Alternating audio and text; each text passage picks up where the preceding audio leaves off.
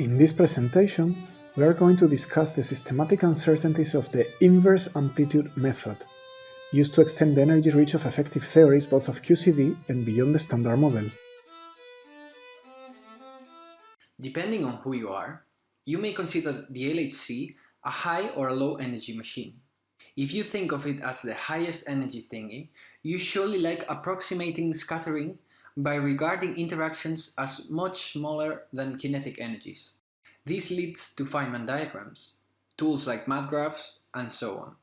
But if you think of it as a low energy machine, because it is the first step towards multi-TeV new physics, interactions are of the order of the kinetic energy, and the perturbative expansion does not work so well.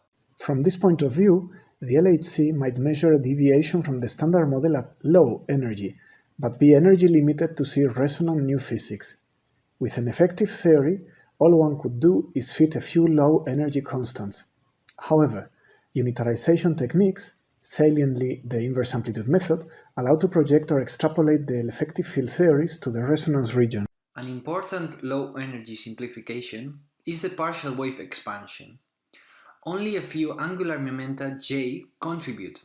So, instead of scattering functions of two variables, s and t, you just have one or few partial waves of one variable s. Each can be expanded in powers of s in the low-energy regime of the HEFT. Now, we have equal right to expand the inverse amplitude, and then flip it to reobtain the partial wave. This leads to the extremely simple formula on this box, that only differs from chiral perturbation theory at the next order s-cube. The big advantage of the inverse amplitude is that its imaginary part, inasmuch as scattering is elastic, is exactly known. In fact, elastic partial waves need to satisfy this simple elastic unitarity relation in terms of the phase space factor sigma because of the optical theorem. But while the inverse amplitude method does satisfy this relation exactly, the effective field theory expansion satisfies it only perturbatively. This is why effective field theories often fail even very near threshold.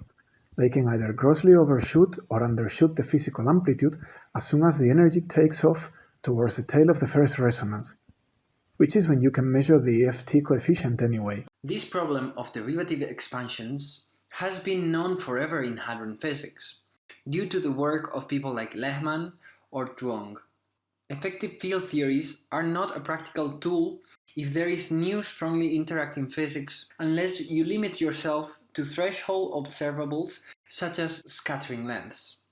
But its unitarized extension with the inverse amplitude method can easily predict the mass and shape of new physics structures, giving a threshold measurement of the effective field theory coefficient.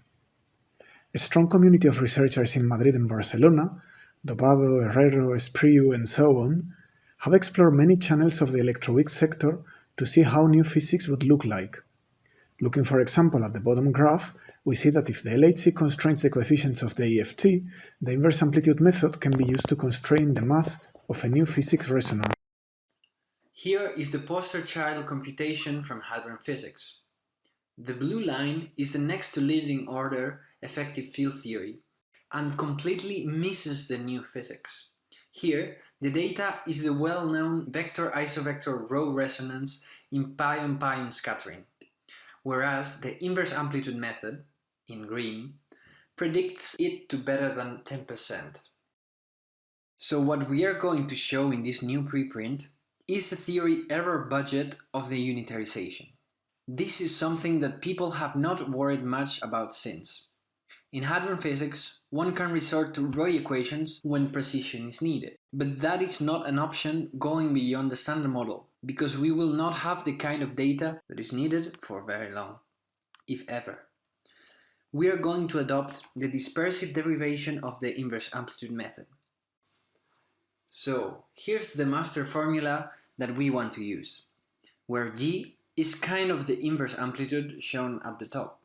There are two dispersive integrals over the cuts. The contributions of any zeros of the amplitude that appear as poles of its inverse and need to be counted in Cauchy's theorem. One can reobtain the inverse amplitude method by simply discarding the pole contributions and approximating the imaginary part of G by that of T1. This is exact for the right cut. So in the preprint, we have examined each source of uncertainty carefully, and we now go one by one over them. The easiest is the contribution of the Adler zeros of the amplitude.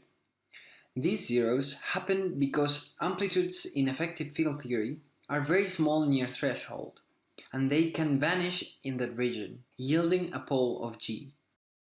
Now, because the construction of G has two powers of the leading order T0 in the numerator, these poles are nearly cancelled, and the contribution in the resonance region is tiny, causing sub-per-mil displacements of the predicted pole. We use the row 770 in hadron physics as a benchmark. Nevertheless, if one wanted to add them, there is no problem. Check out the modified inverse amplitude method developed in Madrid to handle this. Well, what if T has a zero higher up? They are then called Castillejo-Dyson-Dalitz poles, zeros of the amplitude, or poles of the inverse. The effective field theory does not predict this. It grows as a power of S, the highest you kept in the expansion. So these zeros are typically due to new physics. In QCD, this is caused by mesons that are not Goldstone bosons, so new physics from the low energy perspective. The bad news is that the basic inverse amplitude method does not capture them either, and if they appear in the resonance region, they can make the method fail badly and cause errors of order 100%. But they can be detected. The real part of T0 plus T1 will give us an approximate position. Then we can modify the inverse amplitude method to account for them. So we add this to our error budget. It can be of order 1 in relative terms, but if such zeros appear, you need to remove them. This has not been appreciated much in the past. Good practice in using the inverse amplitude method needs to include a test for zeros of the amplitude. Next, we address inelasticities. In hadron physics, these are caused by k-on or eta-eta or 4 pion channels or more that the inverse amplitude method for pi-pi scattering disregards. In Higgs effective field theory, this can be caused by the Higgs-Higgs channel coupling strongly to WW or by new physics. Mathematically, it appears as a second right cut in the complex S-plane superimposed on the elastic one. In hadron physics, the effect is proportional to the phase-space ratios of the two channels and to the inelasticity. Both are small up to a GeV. In Higgs effective field theory, however, both Goldstone bosons and Higgs bosons have very small masses, so there is no phase-space suppression. Only the inelasticity suppression remains, which is a dynamical matter in beyond the standard model theories. If found large in Higgs effective field theory threshold measurements, we have a coupled channel version. Otherwise, here is our estimate of the uncertainty introduced by neglecting two-body inelasticity. For the rho meson, below the kk bar threshold, the uncertainty is at the per mil level. One can have inelasticities with 4-body channels, such as 4 pions or 4 electroweak Goldstone bosons. They introduce an additional cut that needs to be counted in Cauchy's theorem. Whereas in the linear standard model effective field theory, counting of the additional Goldstones is suppressed by inelasticity. In Higgs effective field theory, like in chiral perturbation theory, they are not. But because we live in 3 dimensions, the phase space of 4 particles is. So this plot shows the ratio of the two phase spaces in adequate units. All the way to 3 TeV, the 4-bodied phase space remains at the few percent level. We elevate this to our error budget, evaluated for the rho in hadron physics.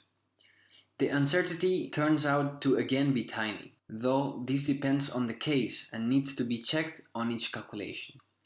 The only piece of bad news is that there is no simple known algebraic way of including 4-body channels. Multi-body unitarity is an integral equation mess. Our next item is the subtraction constants of the dispersion relation.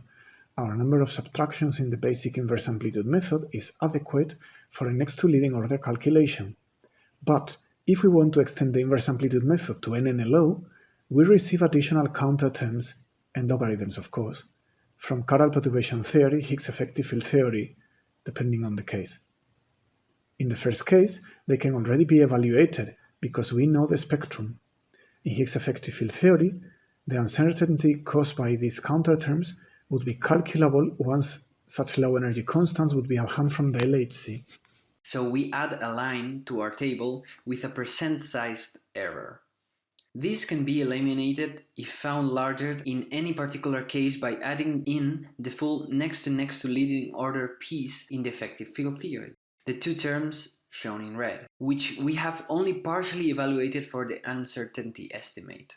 Finally, we arrive to the largest source of uncertainty, the uncontrolled approximation performed over the left cut. In the inverse amplitude method dispersive derivation, we set the imaginary part of G to minus the imaginary part of T1, which is not good enough for unphysicalness. Happily, we want to use the inverse amplitude method to do physics in the right cut, where the Cauchy denominator suppresses the left one, so the approximation is not systematic nor improvable for now, but its impact can be limited, because it's far in the complex plane. To estimate this uncertainty, we split the left cut integration domain into three pieces. The lowest s in modulus contributes little because there the imaginary part of G is actually near minus the imaginary part of T1 and it is within the validity of KPT. The highest s is far from the right cut, and additionally the Sugawara-Kanazawa theorem helps relate the extreme left cut to the extreme right cut, where non-Regge theory dominates the scattering amplitude. It is the intermediate S-Mandelstam region that is less amenable to theoretical control. We have estimated it by means of a matching to chiral perturbation theory on the low end and a hard counterterm of natural size on the high end. Actually, this is the largest uncertainty source. With naturalness arguments for the intermediate region of integration on the left cut, we believe that we can bind the uncertainty to order 10 to 20% depending on the channel. The 17% shown in red is an upper bound to the raw meson channel, as shown in the graph above. Future work is planned to improve this piece. In conclusion, if you have an effective field theory near threshold with derivative couplings, such as can be upcoming if the LHC finds separations from the standard model, you can exploit its entire validity range up to the new physics region, improving your predictivity considerably by using a unitarization method. In this work, a new preprint, we have laid out the systematic uncertainties of the inverse amplitude method. You can find infinitely more information in there, and we encourage you to look into it.